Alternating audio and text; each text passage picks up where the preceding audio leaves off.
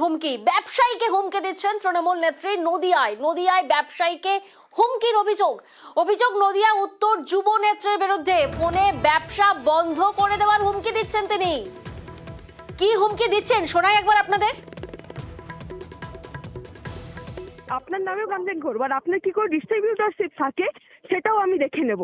আমি কমপ্লেন করব কেন? আমার সঙ্গে তো আমার পার্টি তো অফিসার চলে এসছে।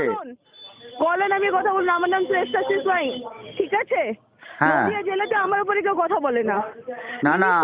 মিনিস্টারও আমার কথা শুনে চলে, ঠিক আছে? আপনি যাকে খুশি আমার নাম জিজ্ঞাসা করে নিন, আপনি আমার নামে খবর না, পেয়ে না, যাবেন। আমি ম্যাডাম তো আমি তো কারোর নামে কমপ্লেনই করিনি। তো নেক্সট টাইম যদি সন্দীপের নামে একটাও বাজে কথা শুনেছি, আমি কিন্তু আপনার ডিস্ট্রিবিউটরশিপ কি করে থাকে, কি করে ব্যবসা করে খেতে পারেন সেটা আমি দেখে নেব। আর সেকেন্ড অফ অল, আপনার গাড়ি কি করে, স্ত্রীর গাড়ি কি করে নদিয়াতে ঢুকে সেটা আমি বুঝে নেব। সে ক্ষমতা আমার আছে। আপনি তো দয়ে বাজায় থাকেন, আপনার সব ডিটেল আমার নেওয়া হয়ে গেছে। আর যাকে হুমকি দিচ্ছিলেন অর্থাৎ অনির্বাণ দাস, সেই ব্যবসায়ী, তিনি কি বলছেন শুনি এবার।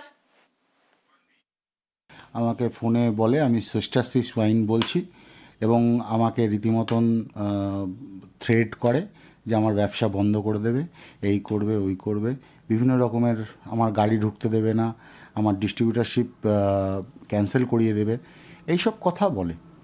এবং আমি তাতে খুব আতঙ্কিত হয়ে পড়ি। উনি আমাকে বলল যে আমি তৃণমূল কংগ্রেসের নদিয়া ডিস্ট্রিক্টের জেনারেল সেক্রেটারি।